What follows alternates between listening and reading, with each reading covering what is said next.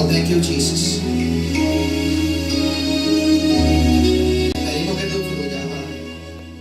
23 y 24. Dice así la poderosa palabra del Señor, en el nombre del Padre, del Hijo y del Espíritu Santo. Amén. No se contenten solo con escuchar la palabra, pues así se engañan ustedes mismos. Llévenla a la práctica.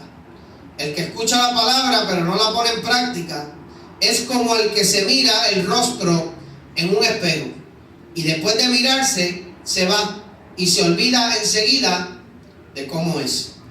Te damos gloria, te damos honra, Señor de gloria, porque esta es tu palabra. Oyendo y practicando. Un mensaje simple: oyendo y practicando. Glorificado sea la palabra, glorificado sea el nombre del Señor. La palabra que el Señor quería traer y el mensaje y la enseñanza que el Señor quería traernos en este día. Glorificado sea el nombre del Señor. El Espíritu Santo me llevaba a la carta. Glorificado sea el nombre del Señor. Para entender esta carta tenemos que entender la síntesis, o sea, tenemos que entender las características de la carta como tal. Glorificado sea el nombre del Señor. Creo que es importante que tengamos el conocimiento de dónde sale este libro, sea el nombre del Señor. Ciertas cosas que Santiago habla en este libro, en esta carta. Las características de esta carta, una de ellas es que es escrita por Jacobo, o sea, por Santiago. Santiago y Jacobo es lo mismo. Es escrita por Jacobo Santiago. Y ese Jacobo era hermano carnal de Jesús. Era hermano carnal de Jesús. Y dice que Jacobo era la cabeza de la primera iglesia en Jerusalén. O sea, la primera iglesia que había en Jerusalén. Dice que Jacobo, que es Santiago, era la cabeza, era el pastor de esa primera iglesia que surgió después que Cristo ascendió al cielo. Jacobo era el que encabezaba la primera iglesia. Dice que escribe a las 12 tribus y a los cristianos en todo el imperio romano. En el tiempo del evangelio encabezan el Nuevo Testamento. Porque los evangelios es necesario que nosotros conozcamos quién es la persona de Cristo antes de que nosotros conozcamos otras cosas. Glorificado sea el nombre del Señor. Por eso es que venir al evangelio, glorificado sea el nombre del Señor. Inmediatamente lo que nosotros tenemos que hacer es entrar en la lectura de los evangelios para poder conocer quién es Cristo. Porque entonces venimos al Señor, lo aceptamos, no entramos al evangelio, no conocemos quién es Cristo y comenzamos a leer otras partes de la palabra, aunque toda la palabra habla de Cristo. Pero si no conocemos su obra aquí en la tierra, ¿cómo vamos a conocer quién fue el que aceptamos? Pero dice que esta carta pudo haber sido de las primeras cartas del Nuevo Testamento. Se enfatiza esta carta y me gusta porque se enfatiza la carta completa en una vida cristiana práctica. Ahora, eso es lo que estamos hablando, oyendo y practicando. Cuando yo analizaba, o sea, meditaba en lo que leía, meditaba en la síntesis, o sea, en la información que acabo de dar de las características de la carta. Y cuando yo meditaba en esto, yo decía, llegué a la conclusión, glorificado sea el nombre del Señor, de que entendía por qué era que Santiago hizo una carta para que fuera práctica. Práctica significa, para saber lo que es práctico, práctico se dice de los conocimientos que se enseñan del modo de hacer algo. Eso es práctico. Es la acción, el efecto de aplicar las cosas. Eso es lo que es práctico. Entonces yo entendía por qué Santiago hizo una carta práctica. Estamos hablando de Santiago, la primera cabeza de la iglesia de Jerusalén. Santiago era hermano de Jesús carnal. Y voy a hacer una introducción de lo que yo pude deducir cuando leía la síntesis y la carta de Santiago. Si Santiago era el hermano de Jesús carnal, siendo Jesús el hermano mayor porque era el primer hijo de María, quiere decir que Santiago creció en el hogar de su hijo mayor, Jesucristo. Pero Santiago estuvo bien de cerca, más de cerca que los mismos discípulos de Jesús que ellos mismos. Entonces, Santiago vio a Jesús creciendo. Santiago vio a Jesús, y dice la palabra que en Jesús no se halló pecado ninguno. Significa que Santiago vio a Jesús viviendo una vida recta y santa delante de la presencia de su Padre y delante de la presencia de su familia. Entonces, cuando Santiago es movido por el Espíritu Santo para escribir esta carta? Yo digo que Santiago, cuando uno escribe una carta, uno piensa que va a escribir en la carta, o se inspira en lo que va a escribir en la carta. Santiago, inspirado por el Espíritu Santo, le venía a memoria la vida de Jesucristo. Y él dijo: Jesús, siendo mi hermano carnal, en mi casa se comportó y hizo cosas conforme a la ley que ellos tenían ya.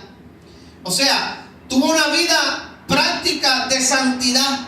Yo pude ver cómo Jesús creció en mi hogar y daba ejemplo de lo que luego se manifestó de los 12 años en adelante. O sea, Santiago, cuando fue inspirado por el Espíritu Santo a escribir esta carta, él dijo: yo vi a Jesús crecer practicando lo que habló. Mi alma alaba la gloria del que vive. Yo vi a Jesús crecer y haciendo las cosas según las habló en su ministerio. Yo vi a Jesús crecer, yo lo vi, en mi casa creció. Tal vez hasta durmió con él en la cama como hermanos. Lo vi crecer y haciendo y tratando a mi familia como lo enseñó en su ministerio. Mi alma alaba la gloria del que vive. Entonces Santiago se dedica a escribir la carta. Y Santiago toca unos puntos bien prácticos. Y este es uno de los puntos que es muy importante para nosotros los cristianos. Es muy importante para la iglesia de Jesucristo. Y es el punto de oír y practicar. No solamente es tener el conocimiento, tal vez memorizarnos la palabra, poder hablar de ella fluidamente, pero es practicar eso que conocemos. Es practicar lo que tenemos en la memoria, lo que hablamos fluidamente, que se pueda ver en nosotros. Por eso personas fluyentes en la palabra, con un conocimiento terrible en la palabra, yo los admiro el conocimiento que tienen y lo que saben de la palabra, cómo se la memorizan. Yo admiro a esas personas porque los admiro, porque es un don, es un regalo de parte de Dios. Pero después miro su vida, su caminar en el Señor, su comportamiento, y miro todas estas cosas y como que no veo lo que hablan. Y eso es una problemática que Santiago apunta aquí. Por eso es que tenemos que despojarnos de toda la mundanalidad. En el 22 dice: no se contenten solo con escuchar la palabra.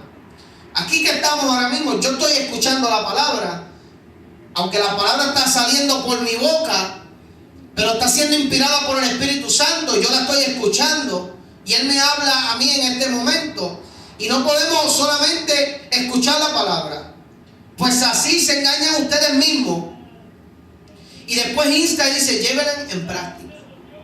No podemos solo escuchar predicaciones, y predicación va y predicación viene, y palabra va y palabra viene, y palabra y palabra y palabra y palabra, sin ponerla en práctica.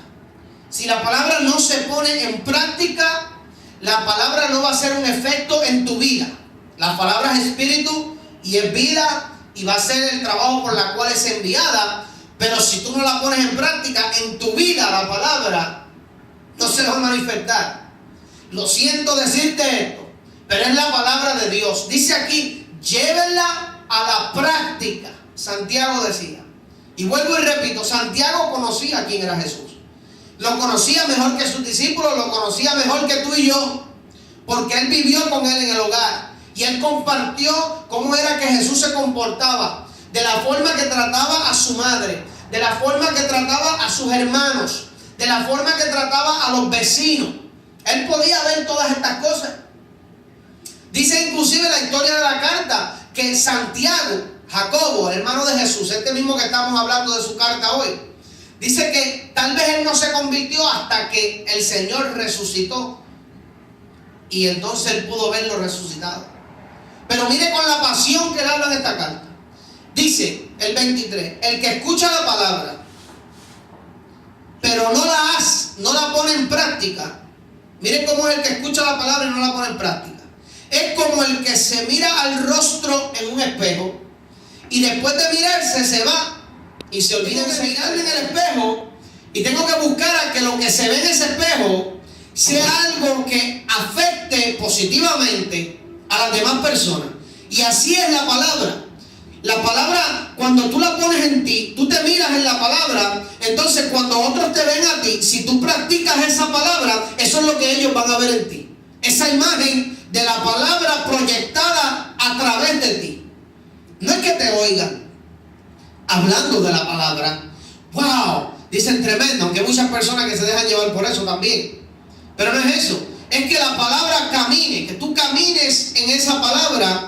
Y que si tú dices, por ejemplo, glorificado sea el nombre del Señor. Si tú le hablas a una persona y lo estás aconsejando en cuanto a cómo tratar en su matrimonio, en el hogar, pues que ellos puedan ver que lo que tú le estás diciendo, perseveren en ella. Mira lo que decía Jesús, y voy a ir a Mateo 7. Mira lo que dice Mateo 7, mira si es importante. Mateo 7, Jesús mismo hablando en la palabra que leímos hoy. No todo el que me dice Señor, Señor entrará en el reino de los cielos. Eso lo dijo Jesús de Nazaret. No todo el que me dice Señor, Señor entrará en el reino de los cielos, sino solo el que hace la voluntad de mi Padre que está en el cielo. El que hace, Jesús dijo, el que hace, no el que cree en la voluntad de mi Padre, el que hace la voluntad de mi Padre. Por tanto, dice el 24, todo aquel que me oye estas palabras y las pone en práctica, dijo Jesús, es como un hombre prudente que construyó su casa, ¿sobre qué? Sobre la roca. O sea, todo aquel que me oye estas palabras, que oye lo que yo digo, todo aquel que oye la predicación, la locura del evangelio, todo aquel que la oye y la pone en práctica esta palabra, entonces el Señor Jesús fue como un hombre prudente. Pedimos que tú fluyas, Padre. Yes. Oye, te adoramos, Jesús. Te exaltamos, te glorificamos. Damos a ti toda la gloria. Yes, Jesus.